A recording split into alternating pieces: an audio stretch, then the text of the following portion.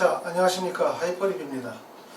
자, 이번 시간에는 자기소개서 작성법 5부 4번문항 작성법에 대해서 설명을 드리겠습니다. 4번문항 작성이 참 어렵죠.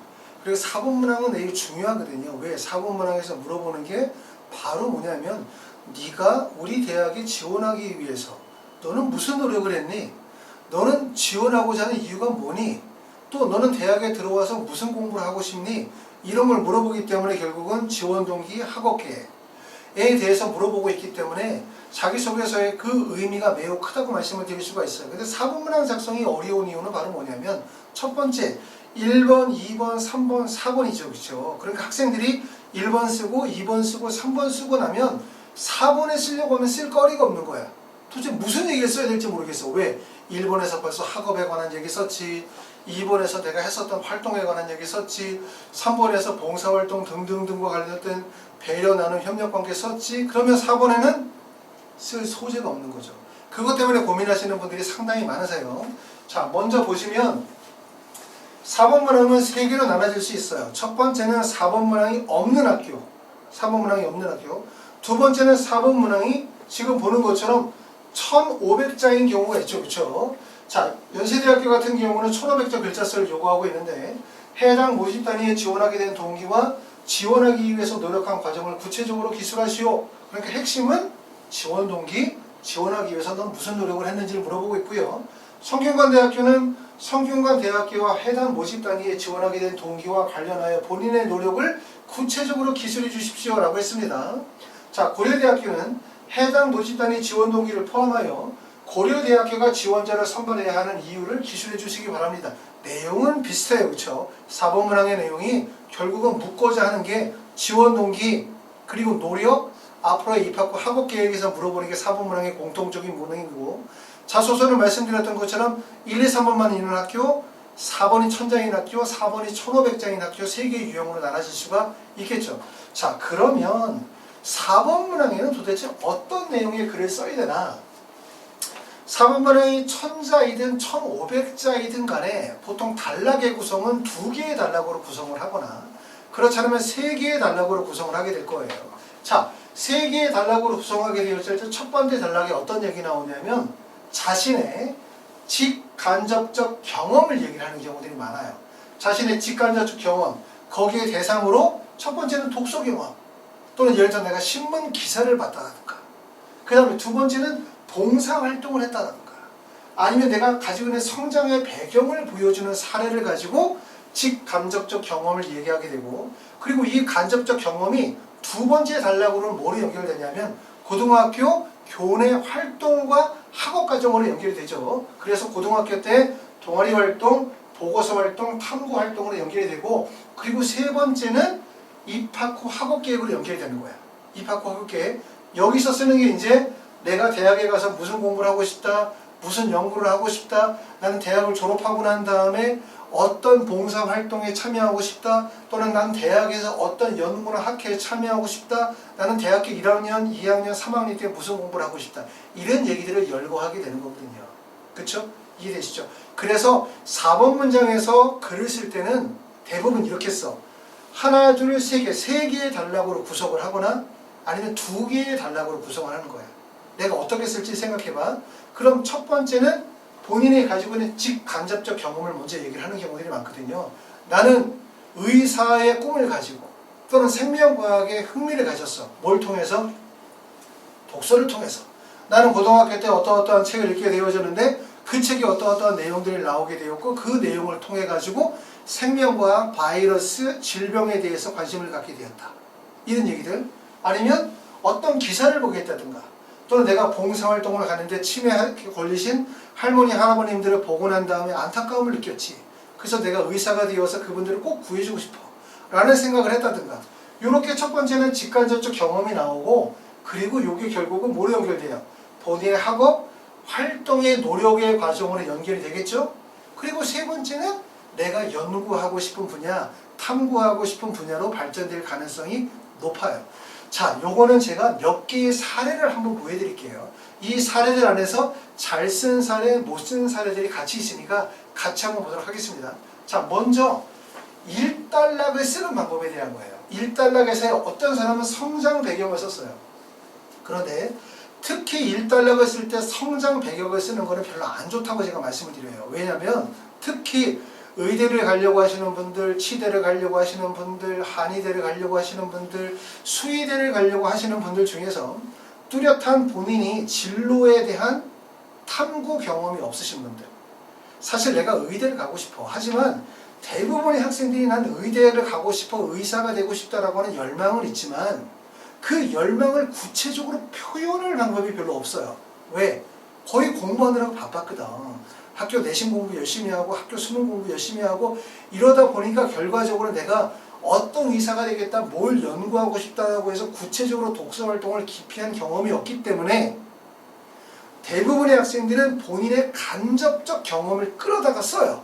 자, 할아버님이 돌아가셨어, 작년에. 근데 할아버지가 돌아가신 이유는 뭐 간신히 할아버지가 연로하시고 나이가 들어서 노안으로 돌아가신 거죠. 그런데 그 얘기를 쓸 수가 없으니까 소재를 뭐로 쓰냐면 할아버지가 치매야, 이렇게 쓰다든가, 또 내가 치과를 쓰는데 치과와 관련된 경험이 없으면 대부분의 학생들이 무슨 얘기를 쓰냐면 내가 어렸을 때 충치를 앓았어, 그래서 난 병원을 자주 다녔지, 그러다 보니까 치과 의사를 보게 되었고 친절하신 치과 의사를 보면서 나도 치과 의사가 돼야지 라고 생각을 했었어.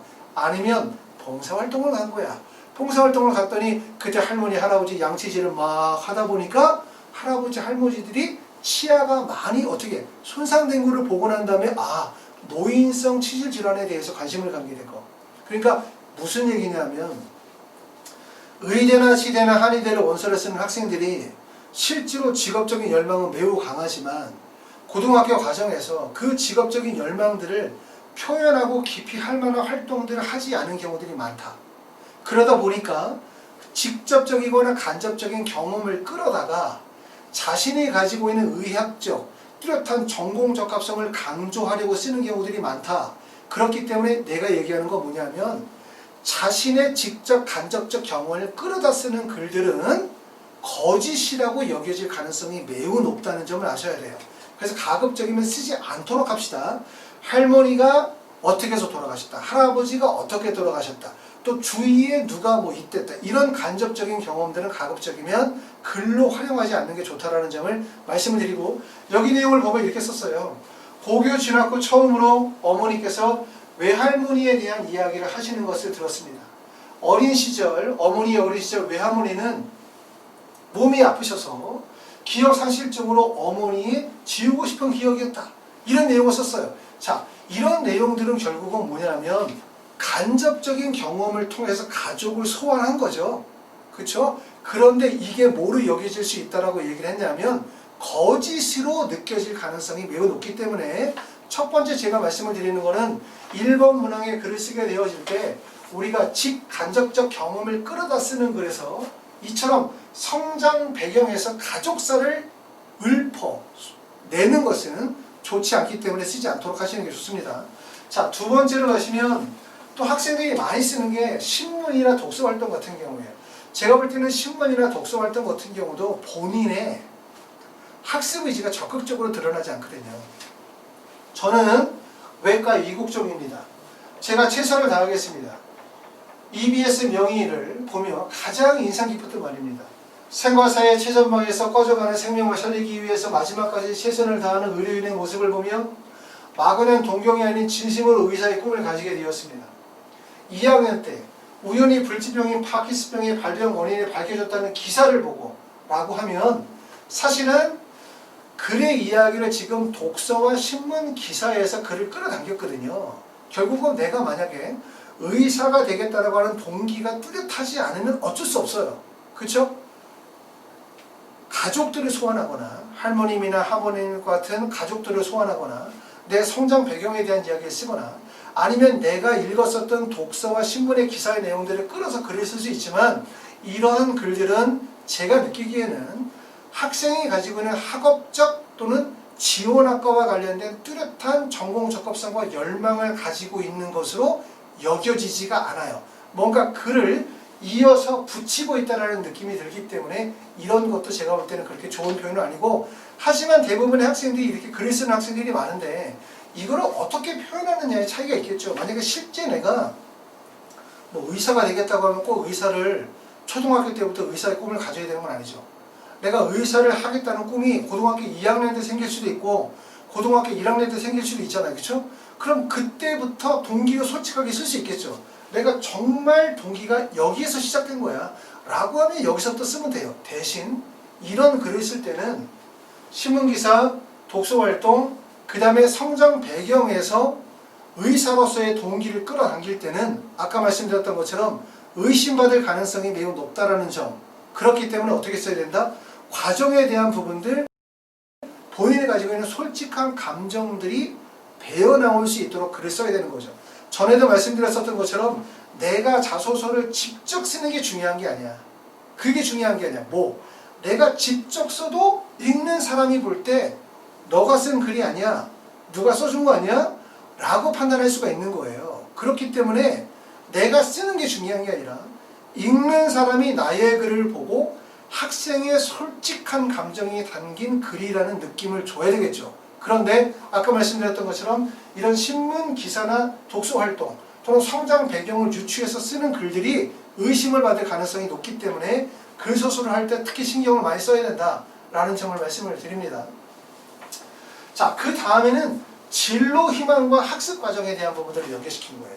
자, 이 학생의 글을 보면 제 꿈은 뇌 관련 질환을 연구하는 의학자입니다.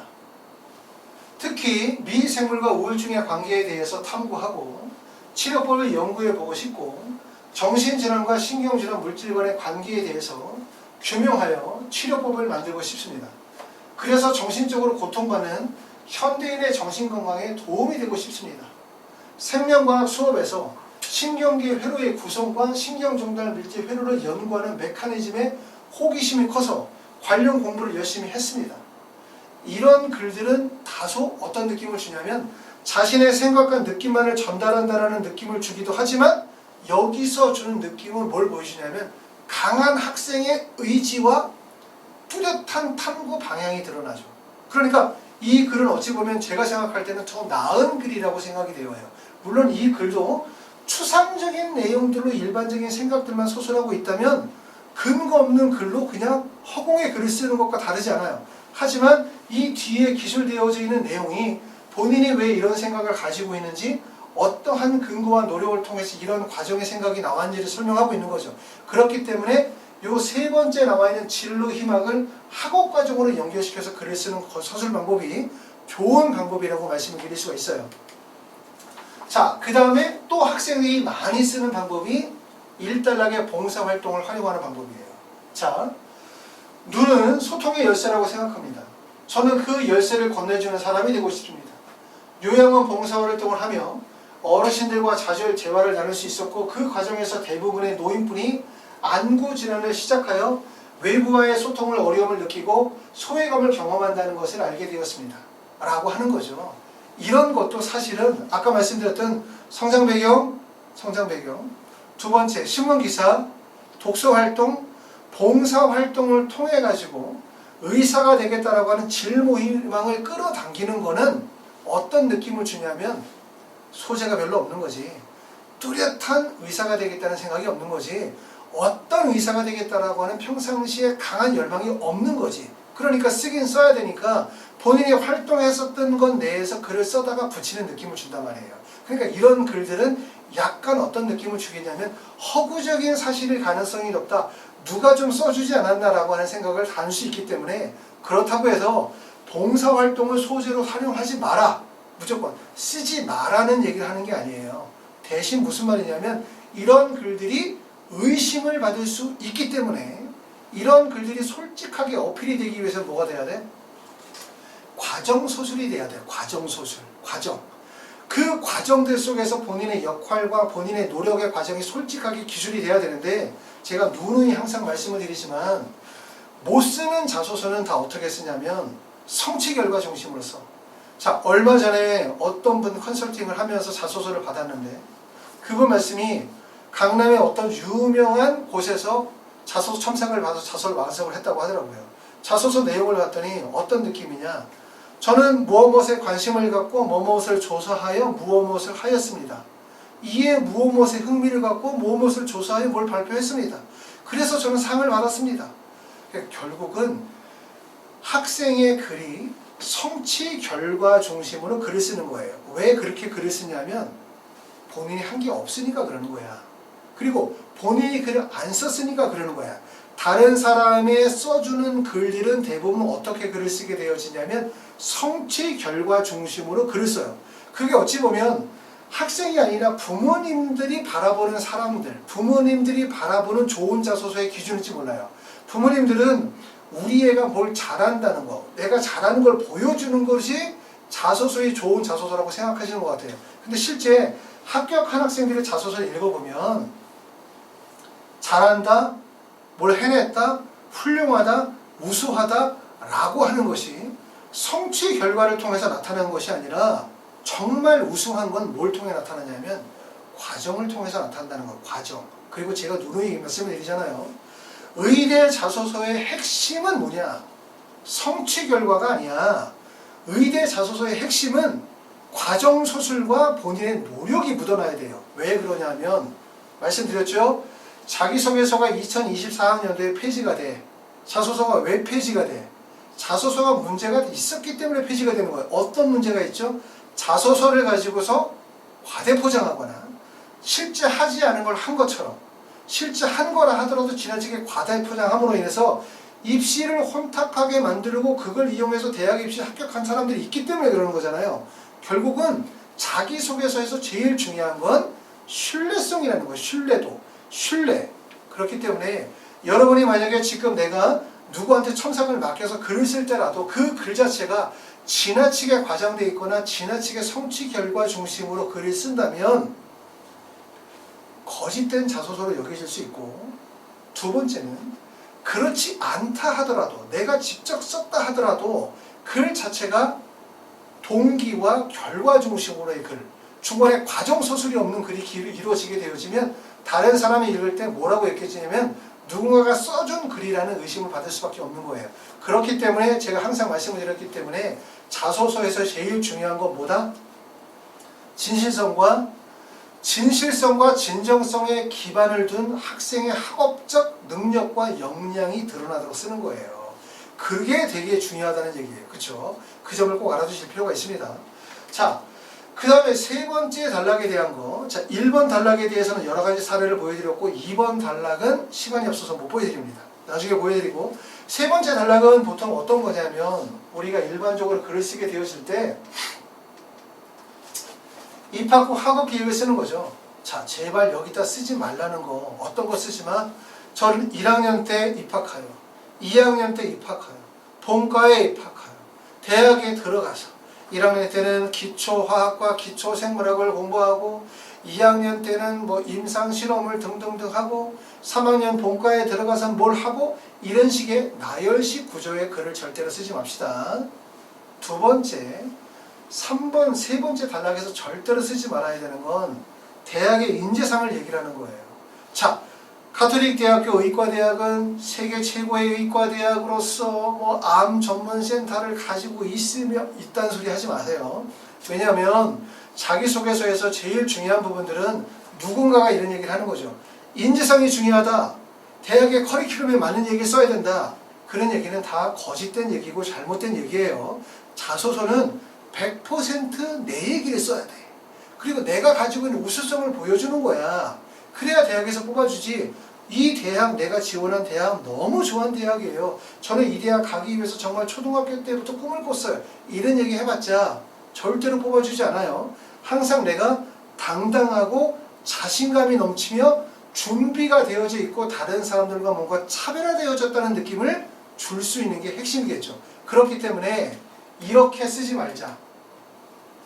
저는 보다 깊이 있는 연구를 진행하고 싶다고 생각하던 중 가천대가 세계적 수준의 뇌과학연구소와 최첨단 장비를 보유하고 있다는 사실을 접했습니다. 이렇게 글을 쓰는 거는 첫 번째, 다른 사람이 대신 써주면 저렇게 써요. 꼭 반드시. 첨삭 선생님한테 글을 맡기면 저렇게 씁니다.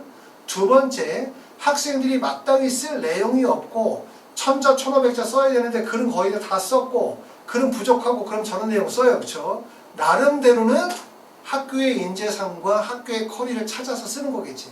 하지만 이런 글은 특징이 없고 뻔한 글이라는 거예요. 아셨죠? 내 얘기가 아니잖아. 그쵸?